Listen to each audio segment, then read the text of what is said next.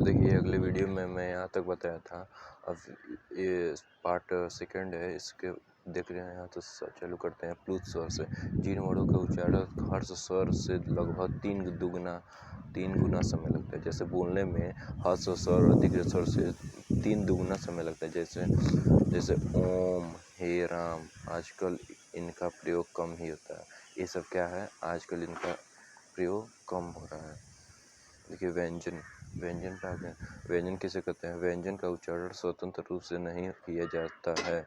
इनके उच्चारण में स्वरों की सहायता लेनी पड़ती है।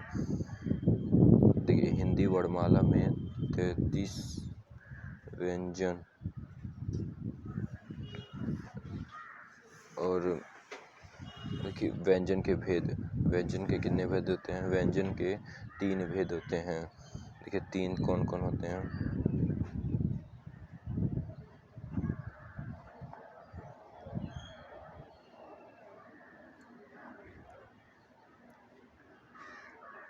देखिए कौन कौन? सप्त व्यंजन, अंतस्थ व्यंजन, ऊष्म व्यंजन। 3 होते हैं, सप्त व्यंजन, अंतस्थ व्यंजन, ऊष्म व्यंजन। आप इंग्लिश देख लीजिएगा इसमें। और मैं दिखाना चाहता हूँ अगला। देखिए सप्त व्यंजन किसे कहते हैं?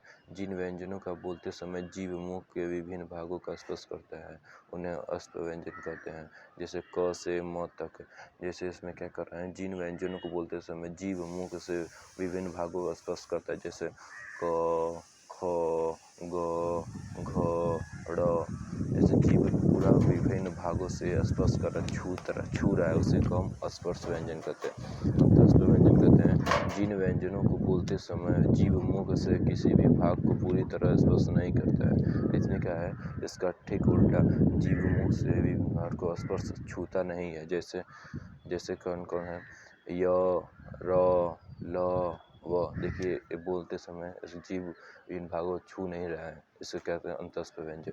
ऊष्म व्यंजन किसे कहते हैं? जिन व्यंजनों का उच्चारण करते समय मुख में एक प्रकार की रगड़ से गर्मी उत्पन्न होती है उन्हें ऊष्म व्यंजन कहते हैं। ऊष्म मतलब क्या होता है? हवा, जिसको बोलते समय रगड़ कर मुख विभिन्न भागों से गर्मी उत्पन्न होती है। जैसे स,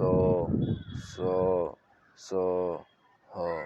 इसमें क्या कर रहा है, बोलते समय मुख से विभिन्न गर्मी उत्पन्न हो रही है, भाप निकल रहा है। ठीक है ना, यहाँ तक हो गया। अब देखिए अगला है संयुक्त व्यंजन। 2 या 2 से अधिक व्यंजनों के मेल से बने व्यंजन संयुक्त व्यंजन कहते हैं। 2 या 2 से बने व्यंजनों जैसे क, अ, ल बन रहा है तो इस क्या कर रहा है, संयुक्त व्यंजन हो रहा है। ठीक है ना। अतिरिक्त व्यंजन ए, ट वर्ग के ड तथा ढ व्यंजन के नीचे बिंदु लगाने से बनते हैं। ये व्यंजन किसी शब्दों से आरंभ में नहीं आते हैं। जैसे लड़ाई, चढ़ाई, गाढ़ा, बूढ़ा। ठीक है ना। अतिरिक्त व्यंजन ट वर्ग के ड और ढ व्यंजन के नीचे बिंदु लगा कर बना। जैसे लड़ाई, चढ़ाई, गाढ़ा, बूढ़ा। ठीक है ना। और देखिए द्वित्व व्यंजन, जब एक व्यंजन अपने ही जैसे दूसरे व्यंजन से संयुक्त होते हैं तो उसे द्वित्व व्यंजन कहते हैं। जैसे एक व्यंजन से दूसरे व्यंजन से संयुक्त जोड़ते हैं तो उन्हें हम कहते हैं द्वित्व व्यंजन। जैसे देख रहे हैं ब, च धन प्लस आ, बच्चा, प, क प्लस क धन आ, पक्का। ठीक है ना।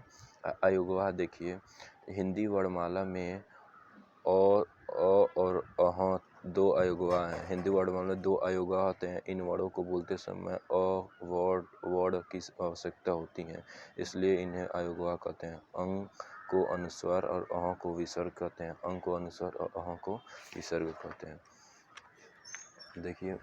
देखिए मैं अगला दिखा सकता हूँ ऐसे। देखिए यहाँ पर क्या है, अनुस्वार। अनुस्वार क्या है, जिन वर्णों का उच्चारण करते समय वायु नाक से बाहर निकलती हैं। क्या है, अनुस्वार किसे कहते हैं? जिन वर्णों का उच्चारण करते समय वायु नाक से बाहर निकलती हैं। जैसे बोलिए, जैसे इन्हें अधिक जोड़ बोला जाता है। जोड़ चंद, वंश, कंस, मंच, बंद। क्या है, अनुस्वार के वायु नाक से बाहर निकलने हम अनुस्वार कहते हैं। विसर्ग किसे कहते हैं? विसर्ग में देखिए चिन्ह देख लीजिएगा। संस्कृत से हिंदी में आए तत्सम शब्दों से प्राय विसर्ग का प्रयोग किया जाता है। जैसे संस्कृत से हिंदी में आए तत्सम शब्दों से प्राय विसर्ग का प्रयोग किया जाता है। ठीक है ना। विसर्ग देखिए जैसे स्वतः, अतः, प्रातः। अनुनासिक देखिए, अनुसार से चंद्रबिंदु देखिए, इसे चंद्रबिंदु भी कहते हैं। इसका उच्चारण करते समय वायु नाक से मुख दोनों बाहर से निकलते हैं। इन व्यंजनों के साथ स्वर की मात्रा के रूप में आते हैं, जैसे गांव, चांद, साप, मुंह। हो गया ना। अनुनासिक में चांद देखिए, इन चंद्र में का उच्चारण का वायु नाक से बाहर निकलते हैं। वायु नाक से क्या होते हैं, बाहर निकलते हैं। हलंत किसे कहते हैं, हलंत देख लीजिएगा चिन्ह। अरहित व्यंजन को लिखने के लिए हलंत का प्रयोग, अरहित लिखने के लिए क्या होता है, हलंत का प्रयोग किया, जैसे गद्य, पद्य आदि। ये हम लोग का था वर्ड विचार, ये ख़त्म हो गया। मैं अगले वीडियो में इसका एक्सरसाइज भी करा दूंगा। Thank you.